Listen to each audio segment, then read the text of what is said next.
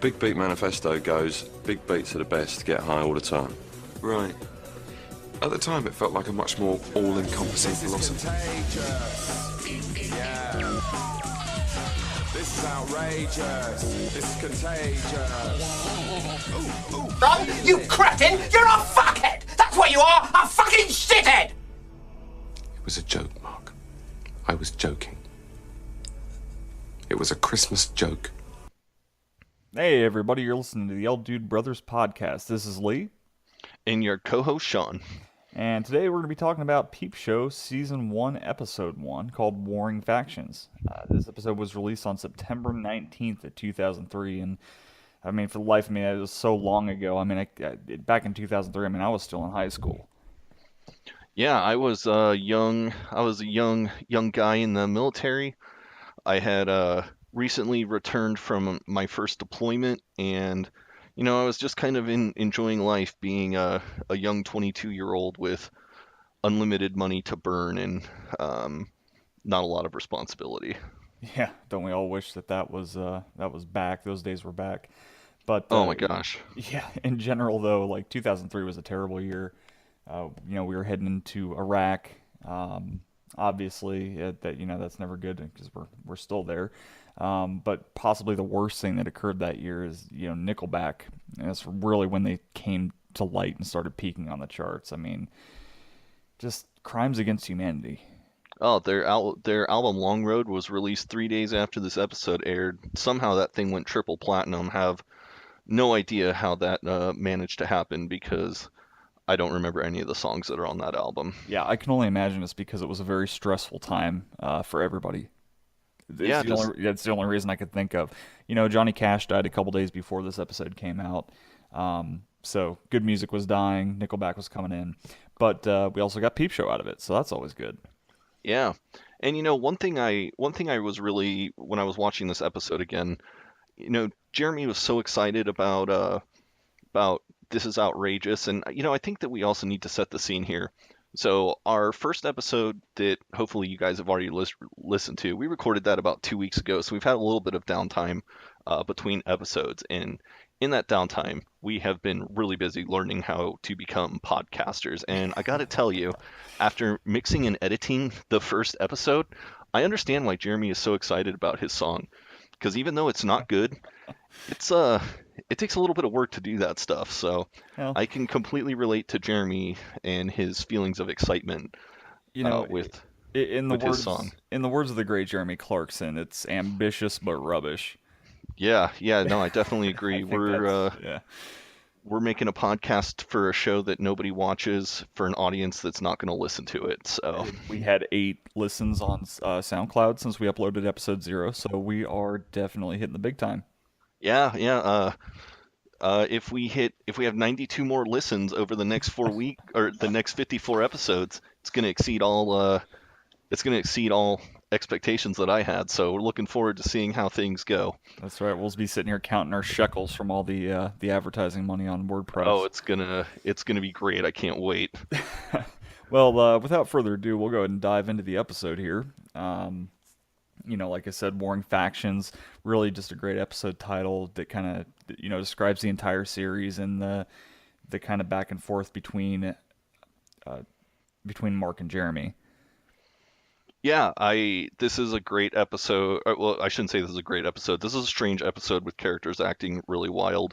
But it is good in the sense that you really, after watching this episode, you really know what you're going to get for the rest of the series. And, as we touched on in episode 0, just the whole point of view thing, it takes a little bit of time to get used to. And it's just a really good way to kind of understand that. Because, in fact, just in the first scene, you're viewing Jeremy through his eyes dancing in the mirror, which was outstanding, I thought. Yeah, the one line that he has that's pretty makes me chuckling is when he talks about getting the tattoo of his face on his chest, and then he's just like, "Yeah, double me." Let's up the ante. We'll up the ante right now. If we get 5,000 likes before the end of this series, I will get Jeremy's face tattooed on my chest. I will also get Jeremy's face tattooed on my chest. Yeah, let's save some room there. So yeah, so topless Jeremy is just grooving out to his track. This is outrageous in front of the mirror. It really is a great intro because he has big delusions of grandeur, and just never really gets to where he wants to be. Musically or just in life in general. Yeah, I mean, I would agree with that to an extent. I mean, I think in a year we'll be talking about a very different Jeremy, a much happier Jeremy, Oh, um, absolutely, a much more absolutely. realistic, a Jeremy with a much more realistic look at his life. But He becomes less of a caricature. yes, yeah, definitely. Yeah. Um, And a good example of just Jeremy's whole attitude. I mean, his room in this scene, you see it for the first time, is really only painted about two-thirds of the way. He kind of paints around all his furniture, and I think that's just telling about Jeremy just in general. Just always trying to find the quick thing, take a shortcut, and yeah, yeah, exactly. Why do things the hard way when you can just do it a way?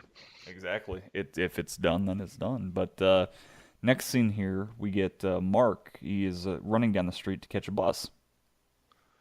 Yeah, this is also a good introduction to Mark's character because you get to see his uh kind of brash side that he has where he's like very overconfident about himself and when there's nobody around, like he sprints and jumps on the bus and he's like, "Yes, I am the Lord of the bus." And he's wearing these old headphones in what could potentially be a Walkman. I wasn't 100% sure. It was hard It to, looked like it. I think it might have been. yeah. And it would be Um, Mark, even in 2003 to still have, a tape player. yeah, right, because analog always is going to sound better than digital. Right. Well, you got to find your, history books on tape. It wasn't all converted over to digital yet. So, That's probably what he was listening to as well. like, I have to imagine that if Mark were a real person, he would just now maybe be getting around to buying an iPod. I could see that. I could see that. Technology kind of scaring him, and yeah, I could just see him buying an iPod right now and thinking, "Oh, this is great. Why didn't I do this earlier?" But aside from being completely awkward and running after the bus and, using his Walkman, he pretty much immediately commits social suicide. Yeah, yeah, it's right out of the gate. You definitely see Mark's character. He is the reason that he is running for the bus, which running is not a thing that Mark typically does. Is he is trying to catch up to a coworker, Sophie, who always rides this particular bus, and so he wants to make sure and ride the same bus as Sophie. Sophie walks on the bus. This is the first time you see Olivia Colman in this role, and she's, uh, I mean, beautiful. 2003 Olivia Colman. I mean, even 2017 Olivia Colman is still beautiful, but Oh, yeah. uh, she She just immediately looks so is. young. She does. Oh, it's the same way with David Mitchell too. Just so so young. Robert Webb, I feel like doesn't really change that much throughout the course of the series.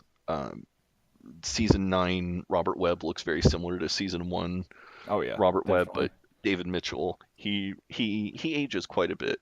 No, no, it's definitely kind of a distinguished thing, though. It's not too bad, but immediately Mark goes and sits down on the bus.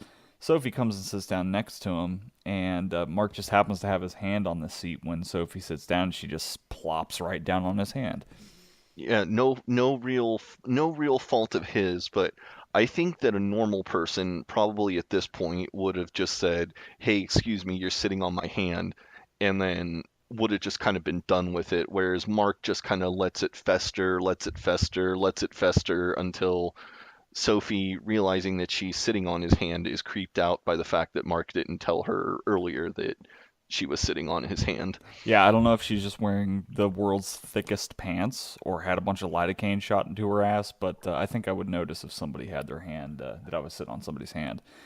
But Maybe the hand just sunk so deep into the seat that she just didn't notice it. that'd be some really nice. That'd be a nice bus seat. I'd ride that bus. Oh, I'd ride that bus all day.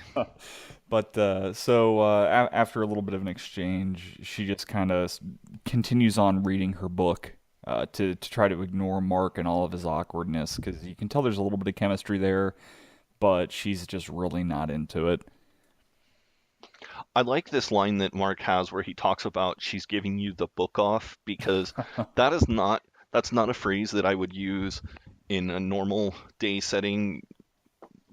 Now you might call it like phubbing, like phone snubbing or something like that. Yeah.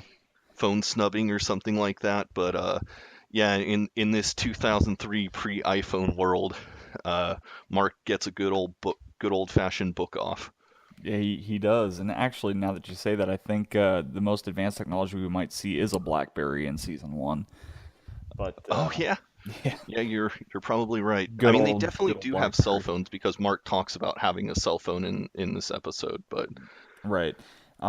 So she goes ahead and, or Mark rather, gets off the bus and is immediately accosted by a group of children, which is, again, right up Mark's alley. I mean, who else is going to get bullied by a group of children?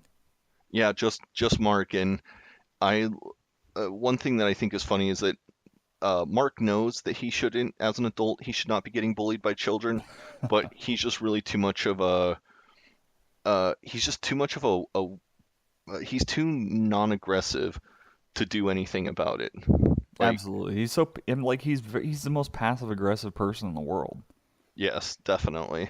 I mean, 100%. So So, then once we finish here, we get our our first interactions with Jeremy and Mark. Mark is watching TV and he's reading a book about Stalingrad, and then Jeremy walks in and just casually mentions that they are going to or they Jeremy just casually mentions that he's finished his song and he knows what Leonardo or no, you're tracking. yeah, Leonardo da Vinci. Yeah. Oh my gosh, I was having a Jeremy moment there. Um, he just says, "Oh, now I know what's his name felt like when he finished the Mona Lisa," and I had a similar feeling Sunday night when I finished mixing the first episode together. Yeah, I So can imagine. like I said, I really gleaned a deeper insight into Jeremy after Sunday night. Absolutely. And in this scene, at least at the beginning of it, you can kind of get a little bit of what we talked about in episode zero, where they were shooting for that kind of Beavis and Butthead commenting on the TV sort of, you know, that sort Yeah. of, Beavis and Butthead on the couch. You kind of get a little bit of that. But shortly thereafter is really what kicks off the plot line of the episode, which is the first mention of Tony, which is one of their neighbors in Apollo House, and they got invited to a party that she was hosting. This is one thing that is really weird about this episode is that I definitely can see Jeremy being like stoked to go to a party. Mark, I mean, I think that the party would have to come to him before he would really be gung ho about going to a party. I'd agree with that. I think the only reason that he even showed up in the first place is because it was basically next door. Well, also he in this scene he discusses how jealous he is of Jeremy having a fuck buddy, and um, this is another thing that's just kind of Mark. Mark is not a casual sex kind of guy, which we see him a couple times having casual sex in season one, but I just Very out it's of not. character. Very Yeah, out of it's character, yeah. very out of character. Yeah, and I mean, you'll see later on in future seasons if you haven't seen the entire series yet, Mark, I wouldn't say he wears his heart on his sleeve, but he definitely jumps in way deeper than he should, way quicker than he should. And it makes for some interesting situations. So Mark is interested in maybe picking up a fuck buddy at this party, but Jeremy is gunning for Tony, which is the host, the female Tony.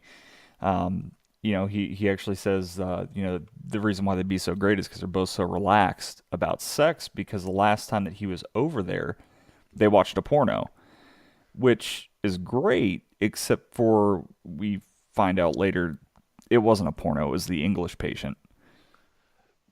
Right, and I also really like this little Jeremy's just kind of meandering thoughts where he starts thinking about how nice it would be if he could if he could have sex with Tony through a wall, and then which he just looks at Mark and he just asks this question, how thick is wall? And there's no qualifier for it. Like, Mark probably shouldn't even really know what he's talking about, but Mark has a great response already locked and loaded, which is depends. Perfect. And perfect. And then that's kind of the end of that. And now this next scene, I felt like was really strange because this is the first time we see the lobby. And by first time, I also mean last time. This is the first and last time we see the lobby of Apollo House, which is, we've said Apollo House a couple times, but Apollo House is this kind of condo apartment building thing that they live in. But yeah, it's this first and last time you see this set, and it really jumped out at me when I watched this when I was rewatching this. Absolutely, and a lot of it's just there's a lot of time where you're kind of just looking at it because Mark in this scene is just staring out the window of the building, watching the kids that were bullying him on their bikes, because he's got to take a dump and he doesn't have any toilet paper, so he's sitting there pinching one off pretty much, just like, oh my god, these kids need to leave because yeah. Shortly thereafter though, is Tony hits Mark in the face with the door, which is actually the first time we see Tony. Yeah, Tony just comes in like a wrecking ball, blasts Mark right in the face with the door, and then starts complaining about the lack of cereal at a little corner store that she goes to. And Tony is not the deepest character in all of Peep Show, but I think this is a good kind of introduction to her character, where she is very, very selfish, very, very like self-centered, and does not really pay attention to what's going on to people around her. And she just kind of blasts Mark right in the face with the door, apologizes, and then just goes on with her life. Yeah. And just going back to the set as well, if you really look around while they're talking, it looks like Apollo House is really nice. In later seasons, you see it, that it's kind of fallen apart and there's graffiti everywhere. So there's a little bit of a break in continuity there. But it's still an interesting view that you don't get to see again. But the next scene is just Mark and Tony. After Tony complains about the lack of cereal at the corner store, Mark provides the said Alpen to Tony, and they're just kind of sitting there making small talk at the table. Yeah, this is an interesting scene because you have Tony up in the flat with Mark, and Mark's primary concern is basically just not crapping his pants. And we've all been there. Yeah, definitely. We've all been there. And his primary focus is, not crapping his pants. But you're not going to be very eloquent. Yeah. At that moment. One of the things that was really, and Jeremy has a scene like this later when he's talking to Paula, but it's really weird when Tony says, and then Tony basically kind of in passing reveals that one of her sisters has leukemia. Mark's response to this is just mind-blowing, where he says, shit, at least it's not cancer. Like, Mark is a smart guy. Like, he would know that leukemia is a form of cancer. Like, I just don't, like, I think it's a funny joke and I enjoy it. But it just seems it's a strange joke to me. See, to me, I take a look at that little interaction there, and I think about like Jason Bateman's character in Arrested Development, where he seems like he's the guy that has it all together all the time, but really when you look deep down, he's not really a whole lot better than the rest of the lot. However, it is very out of character for Mark. It just doesn't really make a whole lot of sense for him. If you're reading books about Stalingrad all day, you should know these sorts of things. But in this, Mark tries to take Tony's mind off of everything by offering up a Black Adder DVD set to come over and watch. And Mark, in this episode, continually offers up the Black Adder DVD. And actually, I think it's a kind of a recurring theme through season one, just a little bit. But Blackadder was a BBC series starring Rowan Atkinson.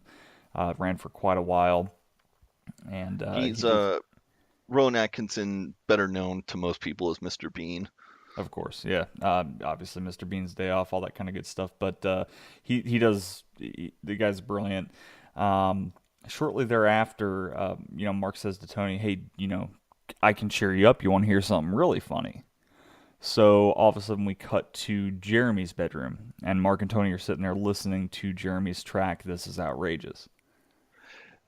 I again, and I feel like that we've said this a ton in this episode that it's just characters acting weird, but this scene is just really weird to me where Mark is just completely berating Jeremy in his music and um I don't know if he's part of me thinks that he's trying to embarrass Jeremy so that he can make Tony his friends with benefit, but it's so strange to see Mark just completely slagging on Jeremy and his music and being like fairly unrepentant about it until he well, I'm jumping a little ahead of, but basically just being kind of an unrepentant asshole until he's caught.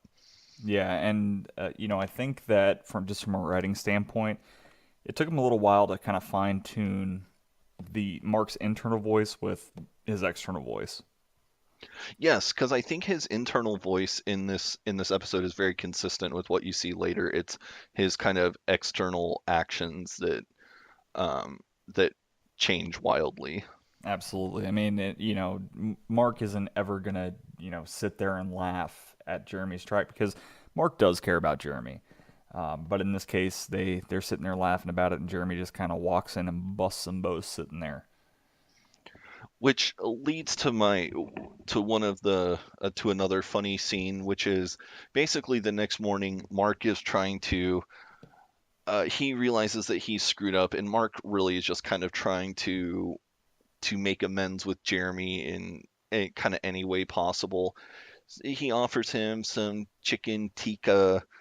He offers Jeremy some. He's asked him if he wants to watch Dune on DVD. He's got a pie in the fridge, and he's also got some ice cream, and Jeremy just is not having any of Mark's like attempts at reconciliation. Oh no! I mean, he definitely when he goes to the fridge to grab his snack there, which appears to be some sort of pudding or something, he's definitely doing it begrudgingly. And again, kind of just a flip of the characters where Jeremy's the one being passive aggressive. I mean, it's very strange because usually Jeremy's just gonna fly off the handle and say whatever the heck he's thinking about, pretty much all the time. And in this scene, also something that I noticed that I had never noticed until this most recent time I watched it. It looks like he's eating this chocolate pudding, but he's also taking bites out of a giant block of cheese. Kind of strange, but Yeah, I didn't know what that. I know exactly the part that you're talking about, and it's just yeah, I don't know what the hell he's eating there. yeah. It's weird. But so anyway, Mark basically, I believe it's Mark, lets it slip about the cancer. Or no, what it is that Mark's asking for the name of an acupuncturist to get for Tony's sister who has cancer to try to make her feel better. And Jeremy's response is it's quite interesting. Yeah, I like this. This scene is very funny where he just starts saying every stereotypical like Chinese name that you could think of. I actually have it written down right here. He slowly looks up at Mark and he says, "Dr. Ying Fu Yip Wang Shong." But then he just pauses like every time he's about to start saying more names. Pang Fang Wang, Dang Dong Ning Po Ku. And just, I mean, he just keeps going, and I really wish he would have just kept that going because it is hilariously funny just seeing him just say every stereotypical Chinese last name you could think of.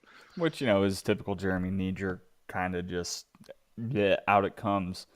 And Mark in his classic way just looks at Jeremy and says, "Oh, I get it. You're lampooning me."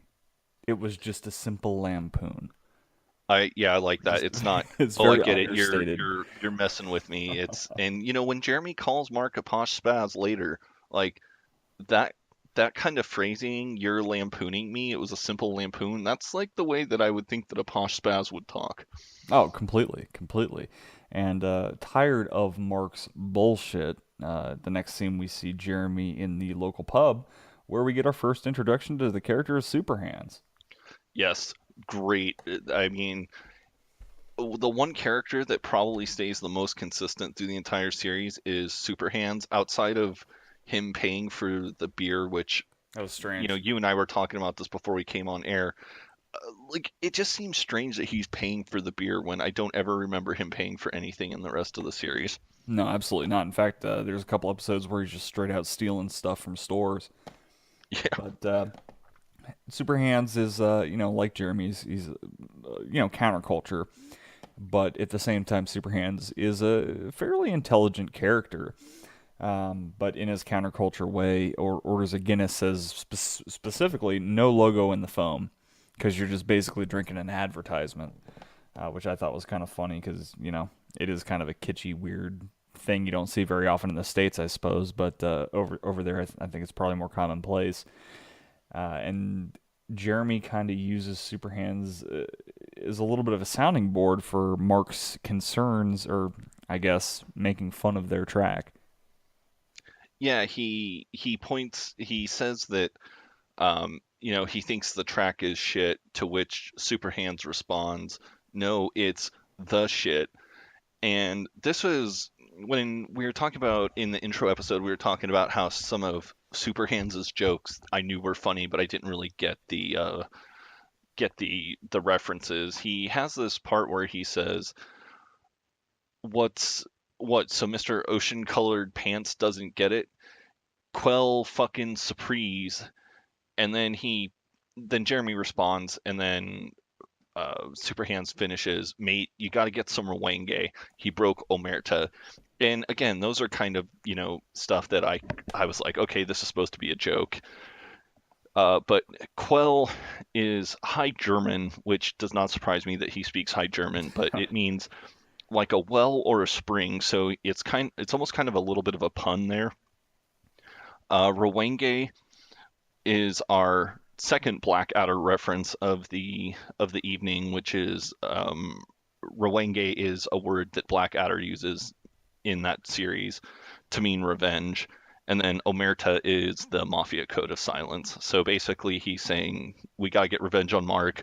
He screwed you over. Right, and honestly, coming up here in the next one of the next scenes, but this scene is kind of important for the episode just because it's kind of a project in social engineering, as to where if you want to find out if somebody is repeating things that you say to somebody else or whatever, you drop a keyword here and there. In Superhands' case, it's Rwenge and Omerta and all that kind of stuff, and you see Jeremy pretty much just parrot that later on. Just I think Sean actually put it really well in episode 0, that Superhands is basically the devil on Jeremy's shoulder. Yes, that's definitely watching this again. Definitely watching this again, you definitely see that the devil and angel aspect of everything. So that pretty much wraps up that scene, and then we see Mark outside of Apollo House during the night, where it's kind of a weird angle on the building, and I don't think you ever see it again from that angle. There's a lot of stuff in this first episode. I mean, obviously, in the U.S. it's easy to say, okay, well, it was a pilot, right? Because they make the pilot episode and then they make the series if the network likes the pilot. But in the UK, it's more or less they're just picking up a 6-episode series because there's really a lot less invested money-wise and just time-wise into a 6-episode season than 22 or 24. So yeah. So, Yeah, it's definitely you get a much more compressed story, and there's benefits to that because the characters never really wear their welcome out, because you have them for a month and a half, 2 months, and then they're gone for like a year and a half.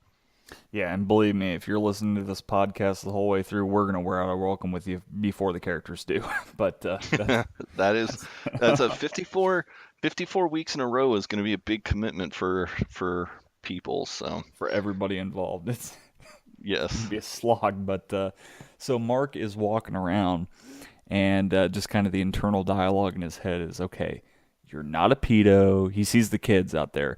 He says, you're not a pedo. You're just a normal man walking past some children. And, of course, Mark is the kind of guy that is neurotic enough to experience the bullying of these children, and then all of a sudden he's having the self-doubt, which I thought was great. And that's more characteristic of Mark. yes, exactly. I like how he tries to argue logic with them, where they call him clean shirt, and he's just like, Is that a bad thing? That's not a bad thing. Like, yeah, it just it's the most Mark scene out of this entire episode, I think. I would agree with that. And then shortly thereafter, his little scene with the children there, we see the first instance of Mark's bedroom, which is very different than you see in the rest of the series. Again, kicking back to 2003, you got the ancient computer that's sitting sideways on his desk with the giant CRT on top. Yeah, probably that monitor probably weighs probably more than Jeremy does. Probably so. He has a different computer desk than he does in the rest of the episodes, and there's some minor differences. But Mark goes into his bedroom and kind of pulls back his covers. It looks like he's winding down, and there's a bunch of meat in Mark's bed, spelling out Judas, very reminiscent of The Godfather, but in obviously from Jeremy's sort of simplistic, dare I say, discount point of view. Yeah, it's definitely how Jeremy would see the infamous scene with the horse head, but but done in a low budget kind of Jeremy way. Absolutely. He basically spells Judas out with lunch meat in like Mark's bacon bed. and sausage, and yeah. So and on that, this is kind of what I was talking about earlier, where Jeremy is pretty much parroting Super Hands almost word for word, Rowenge and all that stuff. Because Right, he heard it, he thought it sounded good, he liked it. So here it comes. Yeah, he literally just looks at Mark and just says, Omerta, Tie buttoned up- Rowenge. yeah, tie buttoned up to 11 or whatever it was, and all that kind of thing. This is also the scene where he calls him a posh spaz, and Mark is furious about being called a posh spaz, but Mark is a posh spaz, and I would have to imagine that Mark would realize that he is a posh spaz. Absolutely, because he does posh, spazzy things. Yes. Like Jeremy accuses him of ironing his socks, which Mark takes huge offense to. What was the other thing Right. they talked about there? I There were two things. One of them was ironing his socks, but Oh, this is also the scene where Mark tells Jeremy how terrible his music is, and it's weird seeing Mark being so like outwardly aggressive. yeah, I mean, it happens here and there, but not kind of in the way that it does in this episode. I mean, I don't want to beat the dead horse of being out of character, but still sort of the same thing. But it's still Mark. So Yeah. the next scene we see the kitchen in the flat the next afternoon with Mark eating spaghetti, and this is one of those weird things I was talking about, where the point of view just gets kind of weird, because when you have it like point of view and he's eating spaghetti and it's all zoomed in, it almost looks gory in a weird way. Like if you've ever seen the intro for the show Dexter. Like Yeah, kinda like that's that, exactly you what know? it's like. Yeah, it just reminded me of that. I don't know why. Yeah, it's also a very zoomed in on the spaghetti, where you always assume that the camera is where the character's head is, and if this is the case, then Mark is like practically asleep on this plate of spaghetti. And for those that might have skipped ahead, yes, LG Brothers podcast, where we're gonna analyze Mark's spaghetti for a few solid minutes. So, Mark's just kind of thinking to himself that, because at this point in the episode, Mark and Jeremy, in a way, are kind of just social/sexual rivals when it comes to Tony. Yeah, and this is when Mark starts to really think about making Tony his fuck buddy. Right. And one of the best Mark lines that I just love the line to where he's saying, he has the power of the most erotic muscle, which is his brain, and says, "The longbow beats the crossbow, my idiotic friend," which is a perfect Mark history sort of, weird insult that really, if he said that to Jeremy, Jeremy would probably just say, huh? Yeah. Or call him a posh spaz again, Yeah. So, but anyway, Yeah. Jeremy sits down and starts picking through Mark's spaghetti. Yeah, and then this is, of course, some of the biggest offense that Mark can take is Jeremy just kind of picking at his food. Absolutely. So they get into a little bit of an argument, and again, another recurring joke throughout the series. Jeremy just kind of looks at Mark and says, "And you've got weird nuts." And Mark is very self-conscious about his weird, large. I don't know. It's a different. They don't ever really say what's wrong with them, just that they're weird. Yeah, it's something. He's got serious dysmorphia over his nuts. But go ahead. This is a joke that goes the entire length of the series, and I believe that we talked about this in last week's episode, where I did not recall that this joke even happened, and it's one of those things where as you watch the series you remember that this is a joke, but it's one of those things I just did not remember where it started, when it started, or how it started, and then it was super funny when I realized that this was literally a joke they had the entire series. Yeah, you gotta love the consistency. I mean, not that ball jokes are exactly fine art, but certainly I can appreciate the consistency there. So in the next scene, we finally get to Mark and Jeremy going to Tony's party. The from the beginning of the episode, that's what we were waiting for. Yeah, and here we go. Fireworks start right out of the gate with Jeremy and Mark. Still, Jeremy is upset with Mark for telling him that his track sucks. Mark is upset with Jeremy for, basically just being passive aggressive. So now we get into a passive aggressive war with each other. Absolutely. And, something interesting, if you just look at Tony's apartment for a minute, the layout of the apartments is very strange because I've lived in apartments before, and most of the apartments in a building are laid out to be approximately the same, maybe a few variations here and there, but they are completely different. Yeah, they are. It's just a British thing, or because the building's old, or if it is like a condo. I don't know. Yeah, it was really shocking, like when they walked into Tony's apartment, and then it's just like totally different looking building than anything else. Right. And Tony, again, being self-centered, they're doing their introductions and things like that, and she's going on about burning down the Hampton Court maze because she was tired of her husband's bullshit, which of course was a 60-acre hedge maze that originally was planted in the 1600s. But basically, Jeremy and Mark in this scene are both trying to get Tony to sleep with them, essentially, because at this point, neither one of them have any better options or any other options in general. Yeah, and Jeremy goes with the attempt of Jeremy goes with his technique, which is just to laugh at everything, and maybe she will give him some mouth love. And Mark's attempt is wait for Jeremy to screw up and then wow her with the power of his brain. Which, waiting for Jeremy to screw up is really not that bad of a strategy. But, Mark goes into some weird places with that. So, Jeremy eventually, kind of a little bit defeated in a way, meets up with Tony's sister. And at first, again, earlier in the episode, we found out that Tony's sister has cancer. In this case, she's wearing a beanie and appears to be bald.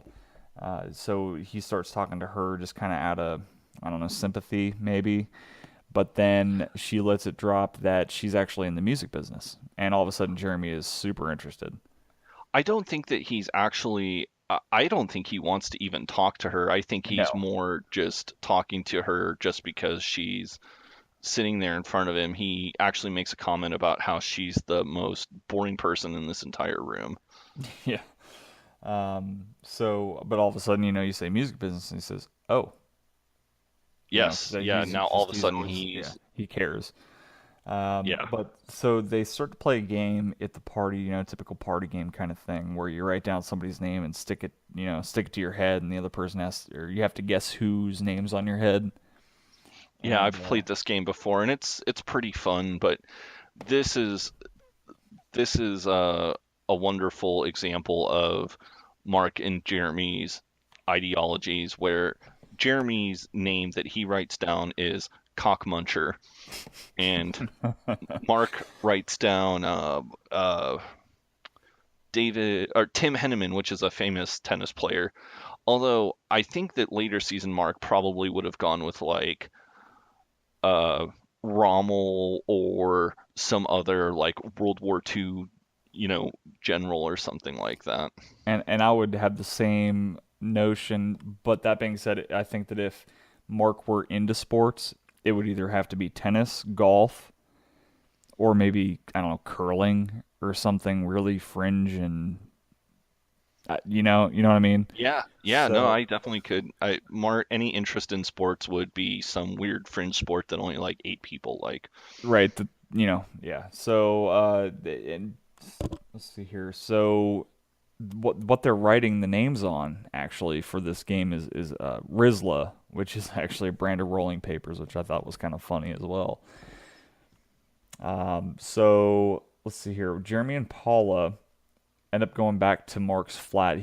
Jeremy sort of admits defeat and says, "Yep, okay, Tony's yours. We're going back to listen to my track." And then we get to see Mark really pour it on here. We get to really see Mark pour it on here where he starts talking about the Red Army being surrounded, and the whole time he's doing this, he's got Tony's hand in his hand, and he's just like really, really talking about the Battle of Stalingrad, and Tony is like visibly uncomfortable during this scene. And then this is when Mark brings up, I heard you watch a porno with Jeremy. I would also like to watch a porno with you. And this is where Tony says, "No, we didn't watch a porno. I don't know what he's talking about. We watched The English Patient." And Mark is even though he sees victory in the fact that Jeremy passed off the English Patient as a porno, he's dying a little bit inside because he's kind of had to make some concessions about the story of Stalingrad, and that's again kind of weird for him, but you can tell he's hurting from that a little bit, just being a history buff. So at that point, Tony's husband, also named Tony, comes into the room saying that they're out of wine, sends Mark down to the liquor store across the street to pick up some more. And then we go back to Mark's flat with Jeremy and Paula. And uh, one thing that we did leave out, and sorry for we didn't mention this, is that as Jeremy and Paula are leaving Tony's apartment to go back to Mark's place, Mark makes it a point to tell Jeremy that Paula has cancer because he doesn't want Jeremy to say or do something stupid with her, which if you want Jeremy to not do or say something stupid, probably the best thing to do would have just been to not tell him. Because then he starts thinking about it and he starts thinking about it way too much and it just ends up consuming him. Absolutely. But one thing that I also, just like Mark not knowing leukemia is a form of cancer, one thing that very that you don't realize at this point is that Jeremy actually, I mean, Jeremy did graduate from the school that he went to, and he has a degree in nursing. So Paula starts thinking about, is cancer contagious? And I would just feel like that even if he graduated nursing school with all D's, because a person who graduates nursing school with a D is still a nurse, um, he would have to know that cancer is not contagious. Like, Well, it, you it know, just it kills me. it does, but I feel like Jeremy's nursing degree, because it is mentioned barely, maybe a couple times, but I feel like it was used as a convenient out, not to take anything away from the writers, but I feel like it was kind of used as an out in a couple instances, and it just kind of it's. I think it's one thing where the continuity falls apart a little bit, but not that it's anything major. Right, right. Right. But they're they're just sitting there rolling a fat joint, and that's when the cancer comes up. But then meanwhile, back at Tony's apartment, after another run-in with the children, telling him that telling Mark that he's a pedo again, being bullied by children yet again. This time in front of adults though, which is kind of funny. Jeremy walks in to Tony's apartment very sore with Mark. Yeah, he accuses Mark of basically just, um, basically just trying to sabotage his attempts at seducing Paula. Absolutely, and I think it's funny too because he gets called out for giving a fake name for the doctor earlier in the episode, the Wang Shang Fu Ping whatever, and as it turns out, it was just an acupuncturist. And Jeremy says maybe the most reasonable thing that he says all episode, which is, she's got cancer. Paying somebody $50 a piece to stick a needle in your face ain't gonna help her. Yeah, yeah. It's very it's very accurate, and I don't want to belittle anybody's beliefs in No, Eastern of course medicine, not. Of course not. but yeah, acupuncture not probably going to do much to help cure the leukemia. Definitely. So, but Mark, raises his voice back, which is again kind of strange, but essentially where the scene leaves off is that Mark and Jeremy are both trying to bury each other. Yeah, and I think in this case, Mark wins. Like, it's not a big victory for Mark, but Mark came out on top this episode. Mark never really goes for the big victory, though. I mean, really. True. He's just True. like he takes the little victories and just it's sort of like being a Bengals fan before I don't know 2003, 2004. To where if you went 8-8, it was like winning the Super Bowl. Or when you take the Chiefs quarterback out in the first game of the season and destroy any hopes they had for winning the Super Bowl. Yeah, basically, things like that. Like I said, we're a little bit sore, but that's okay. He thrives on these little victories, and they're always so insignificant. But to him, it's the biggest thing in the world. So the final scene of the episode, after they get done throwing each other under the bus, is Mark actually on a bus, not trying to run Jeremy over, but rather talking to Sophie. Yeah, and he realizes that Sophie's Poland. She's easy to deal with, not too tough, and not going to put up a fight. And Tony's Russia, and he just does not want to deal with Russia anymore. Exactly. So he kind of comes to his senses because realistically, Tony is probably more of a partner for Jeremy. Yes, definitely. She's definitely kind of more Jeremy's partner than anybody else. So Mark is just standing there on the bus. He's got his Walkman on, going to get off the bus, and who should be there? It is the kids once again, and this point, Mark. I don't know if Mark is emboldened by his minor successes or if he just decides to go crazy, but he has enough of these kids and just runs after them with a steel pipe. He's yelling, "Do you want a taste of my steel?" He's really like just mighty going... battle cry. Mighty battle cry.